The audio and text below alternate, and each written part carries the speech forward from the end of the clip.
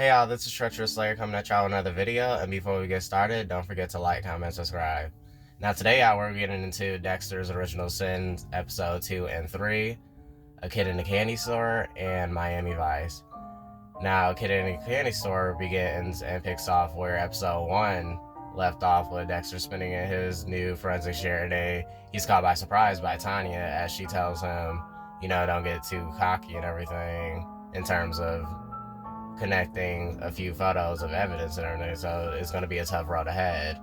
So just follow my lead and you won't make any mistakes. Also, don't touch anything. Basically, like, you touch it, that'll be the end of you.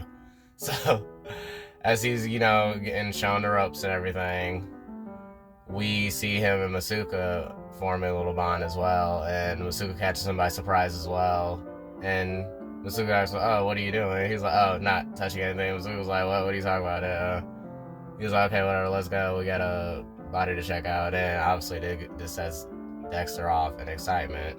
Then after Masuka teases Dexter, we see Harry getting teased by his other coworkers as he's finding another vice instead of smoking, and introduces him about eating suckers and everything.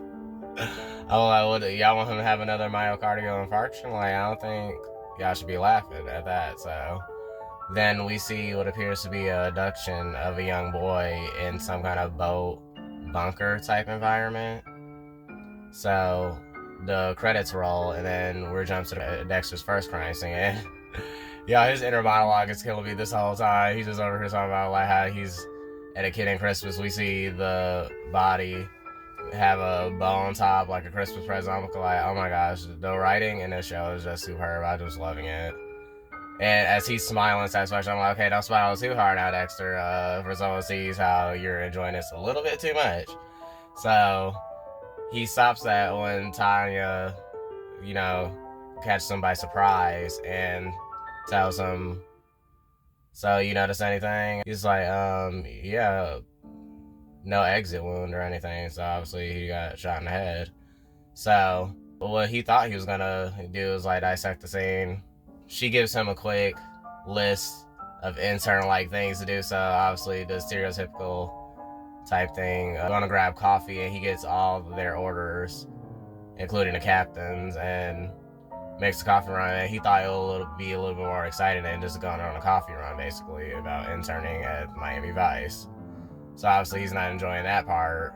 And then he comes back with their coffee and everything, and then Tanya gives him a list what to take notes on about the body and the clues. And then he gets excited when he notices there's a gap between the two blood splatters after the guy was shot. So he he voices his opinion out loud about where the killer was standing, and then Tanya is just in amusement as she calls over the rest of the team. Obviously they're making fun of Dexter's observation, thinking a rookie observation in terms of, okay, tell us something that we don't know. Like, it's common sense that the killer was standing right there, basically. So they're basically like, it's a jab at like Dexter's intelligence. So they're calling him cocky in so many forms, and he voices his confusion to Harry, and Harry's just like, look, they just give all the new interns shit, everything. It's just tradition here in Miami Vice, but obviously we know this is satisfying to Dexter. So we then jump to Deborah and Sophia having a little moment and shopping, and Sophia gives her a tip on just like pawn something of value, and you can get money too, since Deborah was short on change at the moment and obviously wanted some shades or whatever. And then we also have some cut scenes with flashbacks of how Harry came across of Dexter's mom, and obviously having Dexter as a son. So we see Dexter's, I would assume, biological father Joe getting arrested in a drug bust and everything, and we see how Dexter's mom works closely with Miami Vice to change her life around and become a drug informant for them. So that was interesting to see. That was a good dynamic to incorporate into the show, I would say, that I loved. And then Harry pulling Dexter aside for dinner and asking him how has he been feeling ever since, the Nurse Mary incident. And he's obviously, we know Dexter, he's never going to satisfy that hunger of his. So he describes, "Oh, well, I'm still hungry." So like, it didn't really change anything. They just made me want more. And they talk amongst themselves, and we see Deborah making a special dinner for all of them. So since we know Harry has to monitor what his diet is, anyways. And then she comes back in with some like tofu kebabs, and like Harry just like, okay, what the hell is this? Does that even mean? And then she was like, okay, well, thanks for being ungrateful, Dad. And next time you're hungry, go find somebody else, basically. And then obviously Sophia calls, and she's like, hello, unappreciative daughter speaking. I love Deborah so much. She is such a vibe. Like, but at the end of the day, they still him and Dexter eat. Then we jump to the next day where Harry's, in the office, studying a case. And he calls Batista over to take Dexter under his wing, basically, and get him out of his comfort zone. Since we see Dexter bring... he tried to call himself bonding with the rest of the detectives and everything and bring a vegetable board. And none of the cops was eating it. They're like, I'm going somewhere with that. And then Batista was like, no, I know he's a bit socially awkward and everything, but should Masuka take him under his wing since they're closer in age? And then we see Masuka desperate to show someone his 9-inch nail that he loves to call it. And Harry was like, oh no, I think Masuka is better in small doses. I think you would be the best to, get him out of his comfort zone, basically. He wants Dexter to blend in more, which is understandable so he doesn't get caught up in his true nature, So, yeah, this should be an interesting watch.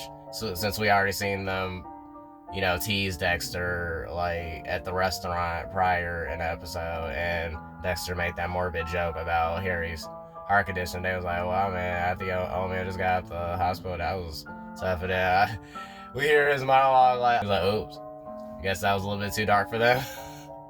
So, yeah, that was one of my favorite moments of the episode, too. That was just hilarious.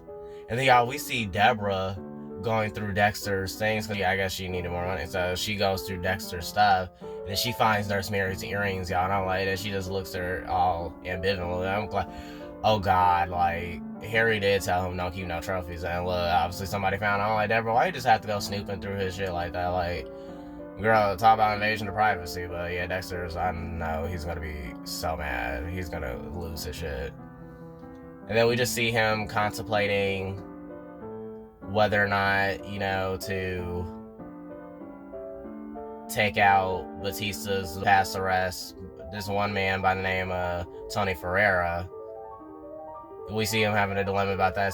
Basically, he wants to take another life, and obviously that's his number 2 choice, Tony Ferreira, since obviously he's out on the streets, and that doesn't sit right with Dexter, since we know Tony's case and everything, and he's just an ancient person who got away.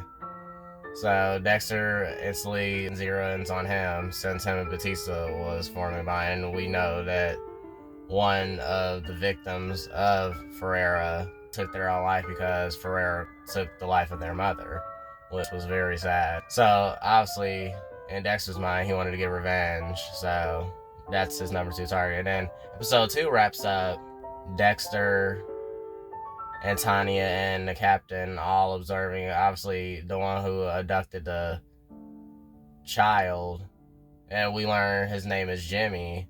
Abductor cut off Jimmy's pinky finger and sent it to the Miami PD, and obviously this sets Dexter off, so obviously he's fucking livid. So this is what caused him to bury himself in Tony Ferreira's case, since he can't find that child abductor at the moment, and anyone who harms a child should definitely, be put out of their misery in Dexter's eyes, given what happened to him and his brother and his mom. So we speed past that, and we see Dexter, Deborah, and Harry just finishing up, going to bed, and dealing with their vices. And we officially know that Dexter, since he can't get to Jimmy's abductor, he zero ins on Tony and makes Tony his target, as we see Tony's mugshot replaying in Dexter's head and hovering above him. Then that's how episode 2 wraps up. Now, episode 2 was definitely informative, and I love how it was filmed in terms of the pacing and how it connects to episode 3, Miami Vice. Now, episode 3 begins with the captain giving a press conference about Jimmy's abduction, and we see the rest of Miami PD and like reporters all listening to his words and hanging out everywhere. And then Dexter, he's like, feeling enraged at the moment, and Harry even notices this. He's like, "Are you okay?" And he's like, "Oh yeah, I'm fine." I know damn well he's not. He really wants to fight because he was like, another monster like me, but the worst one who harms children and everything, like, you know, like, so obviously he needs to satisfy his urges with someone else for the time being, and who else better than Tony Ferreira himself? So as we see Dexter face his dilemma, we see Deborah and Sophia dealing with trying to secure Deborah's spot as the playoff captain on her volleyball team.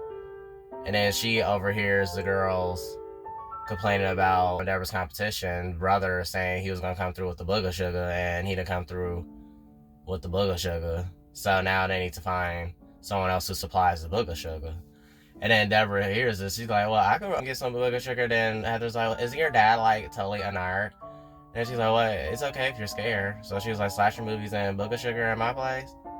And then Sophia just thought of it like, "Okay, Debbie, how the hell you gonna get some booger sugar?" She was like, "The hell I know." I'm playing out Deborah. Your daddy a whole detective. You don't think he gonna peep if you zooted and booted? Like, let's be serious. I'm like, oh, they really going through with this. I'm like, okay, that was a choice. So, as we see that scene happen, which is hilarious as hell, we see Dexter back in the lab devising a plan on how to take down Tony Ferreira. So as he's like analyzing the bullet cases and everything, he sees Masuka, and Masuka asks him, "Okay, what's he up to?" He's like, "Oh, nothing. Hey, can you do me a favor and make me fake ID?" And then Masuka's like, like, what do you need that for and everything? He's like, "Oh, just to have some fun, you know. I don't want nobody to realize I'm like Harry's son, obviously being a cop and everything. It'll be bad." And he's like, "Oh, I see. You trying to have some, like, you know, explicit fun. You should come to me on Titty Tuesdays, you know." I'm like, Masuka is just a hoe, like. Oh my gosh, I'm like, get this man a girlfriend, like, honestly, because he needs to sit his ass down, like, immediately. I'm like, over here always trying to show someone his 9-inch nail. I'm like, oh my gosh, okay. Masuka is definitely in acquired taste, y'all, like, but he's definitely an entertaining watch. And as he finishes up the ID for him, Tanya comes over here, and she's like, "Masuka, stop inviting everyone to Titty Tuesdays. It's embarrassing." And then he was like, "Oh, I guess you did hear me. Oops." And then Dexter just smirks off that, you know, hilarious moment. Yeah, I'm like, oh my gosh, like, I'm done off that Titty Tuesday. I'm like, Masuka ass is a trip. Now, we jump to Dexter plotting Tony's demise as he breaks into his home and everything, and we already learned that he thought Tony had a wife or something, or he came home early, and the whole time Tony has a pet parrot named Honey, and Honey kept repeating, "Honey, I'm home." Then he went in and he seen Honey up there, and his inner monologue came out. He was like, "Oh, Polly want to kill her?" Instead of Polly want to crack her. I was like, oh, that was funny as hell. That was funny. So we learned that he found Tony's pocketbook of clients that Tony takes advantage of, since we know Tony's MO is he's a loan shark that takes advantage of those less privileged and that's not willing as much financial prowess as he is. So he lends the money, a certain amount of money, then knowing damn well they can't pay that back. So he tracks the schedule, since we see Tony slips up and obviously has his like calendar plans on it posted on his fridge, like, you know, typical day-to-day activities. And Dexter plots on him. Then we jump back to Dexter at home cooking, you know, breakfast and everything, and then Deborah and Sophia comes home from, you know, their volleyball game, and she says she hasn't showered and everything. And we could tell Sophia's been fiending for Dexter ever since, you know, the pilot, when he defended Deborah's honor when that lame-ass frat boy tried to take advantage of her. And she's like, so Dexter, I haven't seen you since, that party, so how you been? And he was like, I've been good, everything, just, working and studying. And she's like, so I heard you're a cop now. You got a uniform? I'm like, I guess Sophie said, I love a man in uniform.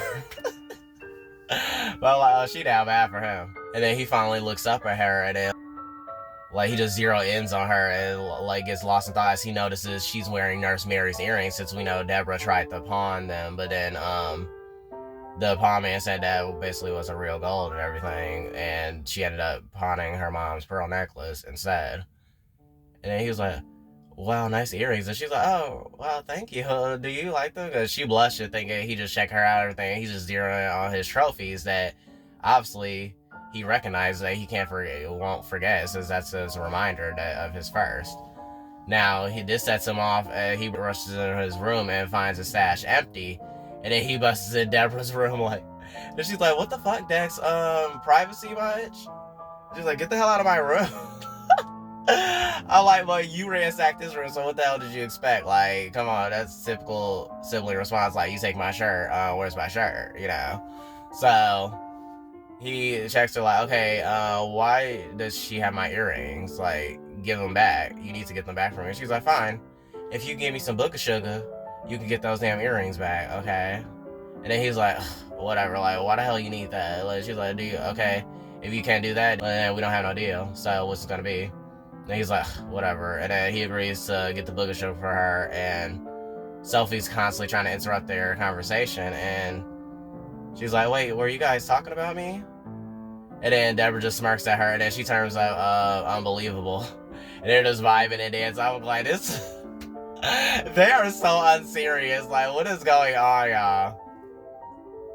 And then we see them all having dinner, and Sophie's just like undressing Dexter with her eyes and everything, just taking a sip of her juice and, just staring at her. And then he's staring at her, but as she's thinking he's just checking her out into her. Y'all, oh my gosh. Harry's just watching them both, because obviously he's a detective. He just thinking, oh, it's some cute lovey-dovey shit. And now Dexter's just zeroing in on her because she's wearing Nurse Mary's earrings. And y'all, Sophie is such I guess she said, baby, just quit your stalling. I'm a sexaholic, said I'm. She is down bad for Dexter. I'm like, girl, yeah, we get it. We definitely get it. I understand. So, it's just such a funny scene. I love this scene so much, y'all. And then Deborah thinking it's the same as the dad, as Dexter, he's like, hey, Dexter, you haven't touched your food. He was like, oh, yeah, right. And then Deborah's like, oh, so Dad, can a couple of girls come over and everything for practice and all that? We just having a girls' night. Or he's like, okay, whatever. So they agree to that. Then Dexter takes out the trash with Harry. And Harry's like, well, I noticed you was checking out Sophie and everything. She's a pretty girl. You guys, go date and everything. And then Dexter's like, oh, no, that's not. He's like, oh, no, it's not that kind of time. She's wearing my earrings. He was like, what the hell you mean, yo earrings? And he was like, Nurse Mary's. And he was like, those are her ear. He was like, you sick? Damn well you ain't supposed to be collecting trophies. He slams them against the wall, He's like, look, the whole point of the code is so you don't end up like the people that you bought, basically. You're not supposed to be collecting trophies like the sick bastards that you take out, basically. So he makes Dexter promise that he will never collect no trophies no more. And he tells Dexter, you better get those earrings back and get rid of them. Don't do this shit again. And Dexter's like, Crystal. He's like, okay, noted. I'm not doing it no more. So I guess he listens to Harry's advice. And since we already know that Harry taught Dexter the code, he's standing on that. So he doesn't want their lives to be ruined, which is understandable. Then we see poor Jimmy. I hope he's still with us, and I'm really itching for the abductor's demise, and I hope he's Dexter's third. I'm really praying on that for real, because that's just it was so hard to watch those things. I really couldn't. I'm like, oh my gosh. please, they need to find him with haste, since the captain said, yeah, and if you don't bring him back in one piece, you're gonna have hell to pay, and we're gonna be fining you. So we all know what that means, so we then see Deborah and Dexter shopping for earrings to replace Nurse Mary's earrings, and she gives him to like, oh, well, why do those earrings mean so much to you? And then he comes up with the excuse that, oh, like, I got them for Mom for Mother's Day, and it has sentimental value. She's like, boy, by sentimental value, you used your high school diploma as a coaster. Like, stop the cab. So he like rushes it off or whatever, and then he calls himself picking out some like little My Little Pony earrings out. I was there. She's like, what is she, 5? No, like, come over here, like, pick something more meaningful. Then Deborah picks out some birthstone earrings for her. She was like, since she was born in December, and then she was like, look, he was like, what's the significance of these? And she was like, gosh, she needs to pick up a book. So obviously we learned that Deborah's a Sag, and we already know Dexter's an Aquarius. And like she says, Sages are free-spirited and very attentive and have a way with their words, and Aquariuses are creative and smart, but like she was obviously some qualities don't hold true, basically saying Dexter's not that bright. So even though we definitely know he's very bright indeed, but they decide on those earrings and continue their sibling bond, since she admits that she loves hanging out with Dexter since he's a cool brother. Then we see Dexter tracking down Tony and, you know, setting up his demise in terms of matching the bullet cases that Tony shot him with and everything. And Tanya checks Dexter or prior to episode, like, look, you don't have authorization to use that microscope. Like, don't come around here touching equipment that you have no business touching before you break something. So she fixes the magnification for him and notices that Tony bullet cases are a match to one of Tony's past victims. So she gives Dexter a word of advice, like, next time just ask permission. And that he was right about the observation of Jimmy's abductor, that he used some garden shears to cut off, you know, Jimmy's pinky finger with, and tells Dexter that it's a messed up world that they live in.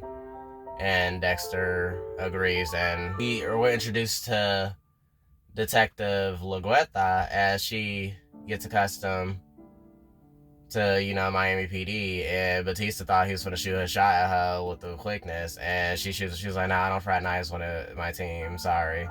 And then the captain, obviously he's not too pleased with her presence there, since she's basically coming there in so many words to clean up their messes in terms of their past cold cases. And she feels like the Miami PD were biased in terms of some of the cases they solved, since they're very, you know, she feel like they cater to a certain type of victim, if you catch my drift. So she's there to basically like make sure all humans receive proper justice, in a sense. In Dexter's eyes, he's like, okay, so what is she saying wrong? And then Batista gives him a like word of advice, like, well, she took it outside the family. Cops always have each other's backs. Basically, she was saying the cops only pick and choose who they want to save, basically. So she's there to end that kind of behavior. I'm like, look at Christina, she's just devouring. I just love her. And she was definitely a perfect choice for a younger Lagueta. So I can't wait to see what cold case she does solve, and whether her and Dexter is going to solve any together. Most likely they are, though, since we know they work close together in the future. Now, we see Dexter after Deborah was like, okay, yeah, I helped you, now it's time for you to help me, in terms of, you know, where that grade A book of sugar at that you promised me. And then she gets all these like homemade items like caffeine boost and benzene, I think he said. He was like, it has the same effect as like the natural one would make. So they basically cook it up in the kitchen. So they cook up some homemade book of sugar to have the girls have a successful party. I'm like, who knew these girls was like really into that? I'm like, y'all volleyball players, y'all trying to be zooted during the game, like, but I guess go off. So he makes the homemade book of sugar, and the girls come over and they have pizza, and then they you know, enjoy their book of sugar, and then they ask if Dexter wanna hit it. He was like, already 2 steps ahead of you. And then being a cool brother, he used to give Deborah a wink, and then leaves out. But then we see Sophie zero in on him, she's definitely feeling him after he gave her those earrings. So she goes to confess. She's like, I didn't get the chance to properly thank you. Then she sneaks a kiss. I was like, oh. I'm like, she is down bad for Dexter Morgan, y'all. But I'm like, I'm not mad at her. But then he ends that abruptly, since we know he got to go handle some business. And he's like, she's like, oh no, I got Cheeto breath. Like, was the kiss bad? Like, she's like, oh, but she was like, no. He was like, it was good. Your breath's good. I just have to go run an errand. Then he fist bumps her, y'all. I was like, now Dexter, you know that him and the fist bumpy.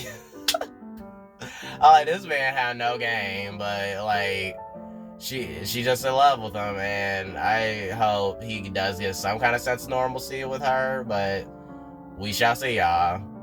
So he then goes and tracks down Ferreira, and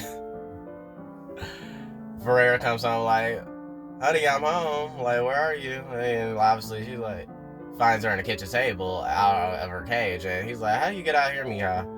And then we see Dexter and him have an exchange and have a scuffle, and then Dexter wrestles him and slams him and drags him around like a rag doll, and then like, knees him in his abdomen and knocks him out. So I was like, now I see, I was like, damn, Dexter really had to put in that good workout before he, got the skill to get his victims some jigsaw potions before, he did his deed with them. So we see Dexter taking Ferreira to his favorite sports stadium. And he has him like,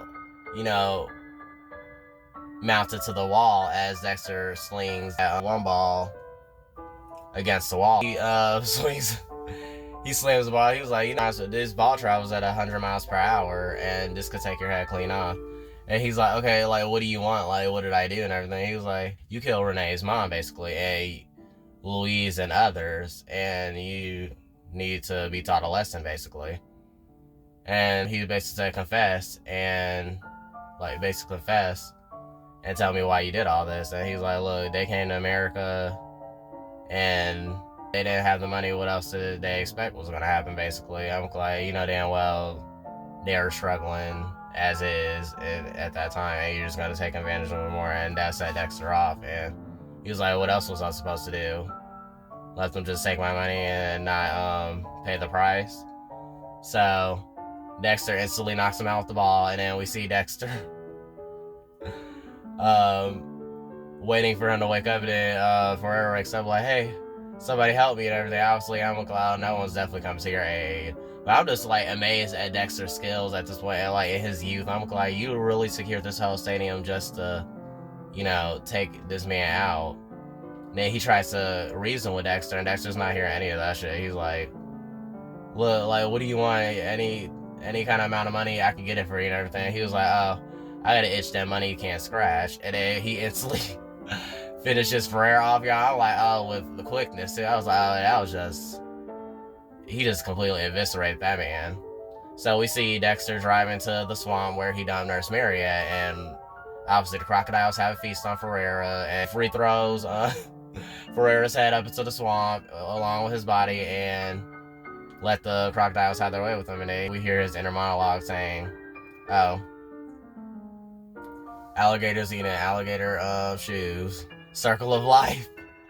I like these circle of life references and taking me out. And y'all, that's how episode 3 wraps up. And we see Ferreira's arm pop up with the rings on it. So hopefully the crocodiles don't forget about that. But then we're going to see that could pose a potential problem with Dexter's, disposable method, if you catch my drift. So, y'all, I enjoy episode 3 so much, and I just hope Jimmy is alive and well, and that the abductor is Dexter's third.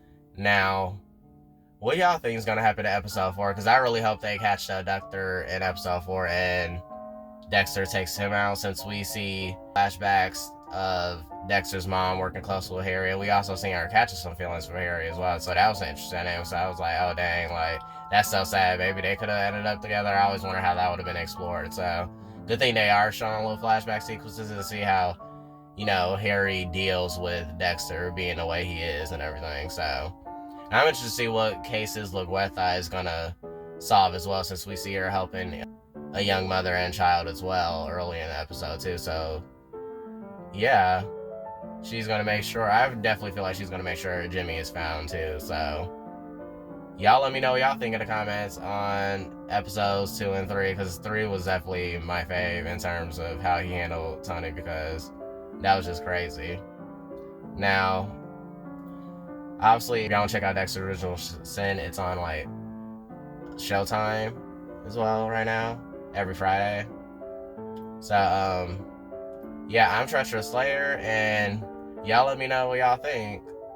And until next time for episode 4, I'll see y'all later. And Merry Christmas and Happy Holidays, y'all. Be safe. Bye.